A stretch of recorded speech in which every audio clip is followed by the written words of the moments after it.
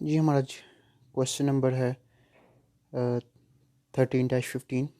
13-14 करने की ज़रूरत नहीं है क्योंकि वो ग्राफ बेस है, तो वो ऐसा कोई रिक्वायरमेंट नहीं होती पेपर में। और अगर आपने करना हुआ तो जब हम फिज़िकली क्लास करेंगे तो उसमें ये समझाया जाएगा, ये ऐसे आपको ग्राफ समझ नहीं आएगा। तो 13-15 है, उसमें क्वेश्चन मैं रीड आउट करने लगा हूँ। आप लोग ज़रा बुक सामने रख के पढ़ेंगे तो क्लियर हो जाएगा। Play more toys products inflatable beach sales ball. Selling उनकी है 4000 बॉल्स पर ईयर। अब ये 4 लाख जो बॉल है ये उनकी क्यू है, मतलब क्वांटिटी है जो वो सेल कर रहे हैं, सिंपल क्यू जो हमारी डॉल के लिए यूज़ हो सकता है।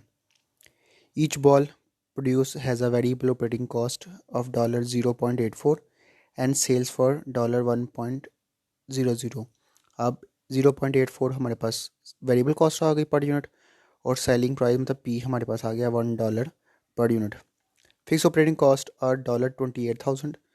अब 28 हमारे पास फिक्स कॉस्ट आ गई। The firm has annual interest charge of $6,000, prefers dividend of $2,000 and 40% tax rate. अब ये तीन चीज़ें, इंटरेस्ट हमारे पास आ गया 6,000, प्रेफर्स डिविडेंड हमारे पास आ गया 2,000 और अपना टैक्स रेट क्या है 40%।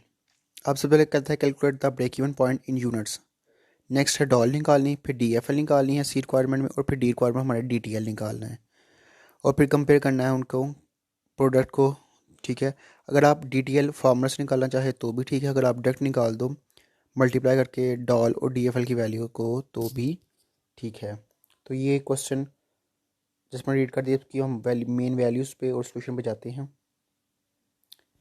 जी हम अब 13 के जो मेन जो वैल्यूज़ हैं वो है क्यू हमारे पास 4 lakh balls, variable cost 0.84, fix cost 28,000।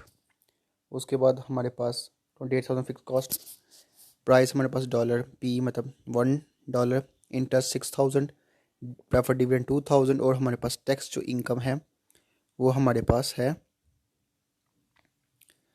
40%। अब इन्हीं की बेस पे हम वैल्यूज़ की बेस पे हम क्या करते हैं, फर्स्ट रिक्वायरमेंट जो ब्रेक इवन पॉइंट की है वो हम फाइंड करते हैं। उसके लिए फार्मूला है break even point in units FC divide by P minus VC। तो हम 28,000 फिक्स कॉस्ट हमारे पास आ गई। हम अगर बेसिक फार्मूलाज पे जाएं तो 28,000 हमारे पास फिक्स कॉस्ट, वेरिएबल कॉस्ट 0.84, और प्राइस हमारे पास 1। तो $1 को मैंने सिंपली मेंशन कर दिया है।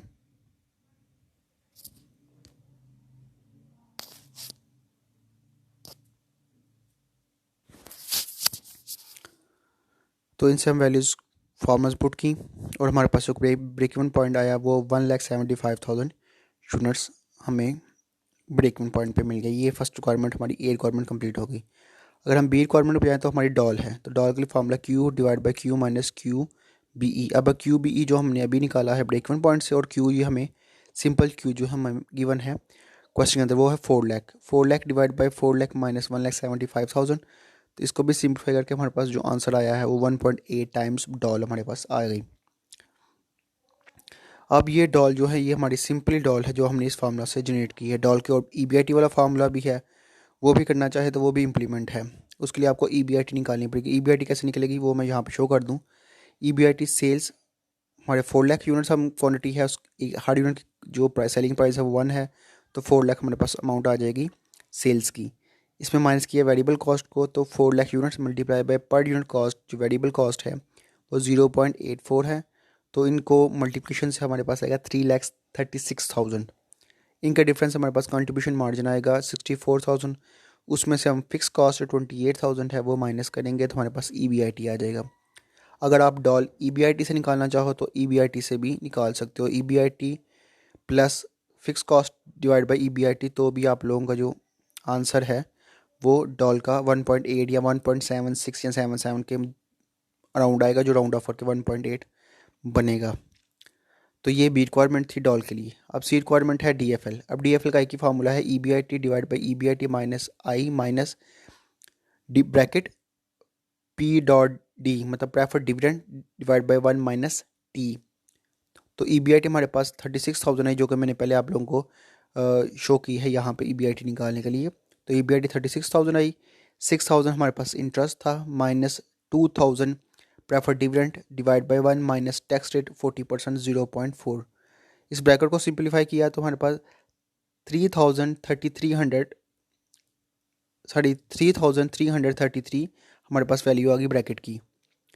तो इन सब को नीचे वालों को सबको सब्सट्रैक्शन की मतलब माइनस किया तो 26,667 की आई। उनको डिवाइड करने से हमारे पास DFL जो है वो 1.35 बनेगी।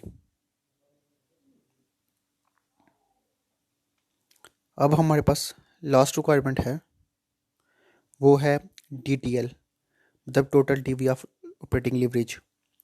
अब उसका फार्मूला है डॉल इंटू DFL। अब इन दोनों को मल्टीप्लाई करेंगे DFL और डॉल दोनों को, तो हमारे पास DTL निकल आएगी। अब क्वेश्चन के अंदर वो कह रहा है कि DTL आप इस तरह जो वैल्यू निकाली और दूसरे फार्मूला से भी जो निकाली है उनको कंपेयर कर सकते हैं। तो अगर आप उसी फार्मूला से निकालेंगे तो भी यही वैल्यू बनेगी। तो मोस्टली क्वेश्चन में कंपैरिजन अगर आ भी जाए तो उसके लिए वो फार्मूला भी DTL का हम यूज़ कर सकते हैं।